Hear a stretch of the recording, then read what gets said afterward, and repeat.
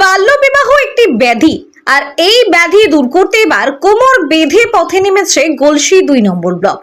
গলসি 2 নম্বর ব্লকের সাটিনন্দী গ্রাম পঞ্চায়েতের পর এবার গোহগ্রাম গ্রাম পঞ্চায়েতের উদ্যোগে গোহগ্রাম স্কুলে অনুষ্ঠিত হলো বাল্যবিবাহ প্রতিরোধ কর্মশালা।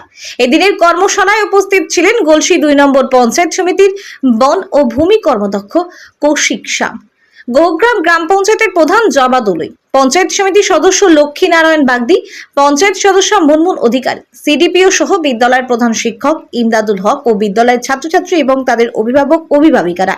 এই দিনের কর্মশালায় বাল্যবিবাহ নিয়ে বিস্তারিত আলোচনা করেন উপস্থিত ব্যক্তিরা।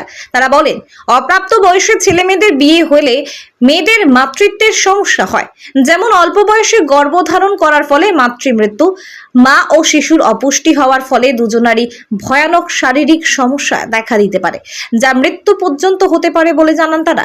এর পাশাপাশি অপ্রাপ্ত বয়স্ক ছেলে মেয়েদের বিয়ের ফলে আইনি জটিলতা আছে বলে জানান আধিকারিকরা। 18 নিচে কোনো মেয়ের বিয়ে হয়ে গেছে বা হয়ে যাওয়ার উপক্রম আটকানো যাবে না, বুঝতে পারছি। পরিষ্কার কথা, মেয়েটাকে আমরা তার বাড়ি থেকে তুলে নিয়ে গিয়ে 18 বছর না হওয়া পর্যন্ত বর্ধমানের হোমে রেখে দেবো। তার 18 কম মেয়ের সঙ্গে যে ছেলেটির বিয়ে হচ্ছে, যেটি হবে সেটা হচ্ছে পক্সো ধারায় মামলা রুজু হবে।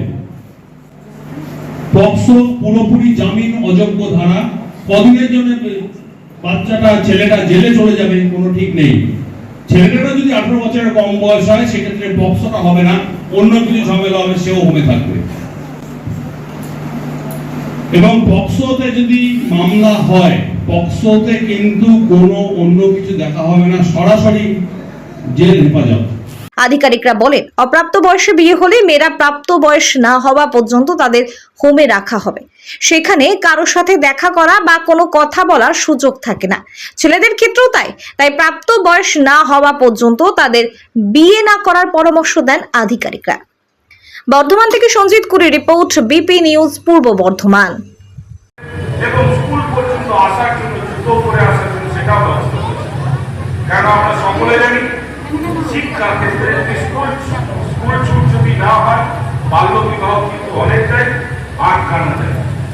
আমাদের সিডিপিও সাহেব বললেন, নাম্বার দিলেন আপনাদেরকে লোকাল অফিসের ঠিকানা দিলেন, থানার ঠিকানা দিলেন, আমাদের সমষ্টি উন্নয়ন আধিকারিকের ঠিকানা দিলেন, যে বাল্য বিবাহ রোধ করার জন্য আপনাদের পাড়ায় যদি কোনো মহিলার বাল্য বিবাহ হয়, তো সেখানে মনে হয় আমাদের নিজেদের একটা দায়িত্ব থাকে মা বাবার প্রতি। তারা ছোট থেকে বড় হলো, আমরা তাদের বিয়ে দিয়ে করে নিয়ে যদি সংসার করে নিই, তাহলে সেখানে আমাদের ছোট, আমরা কোনো বয়স হয়নি সেরকম, সেই বয়সে বিয়ে করাটাও ঠিক নয়।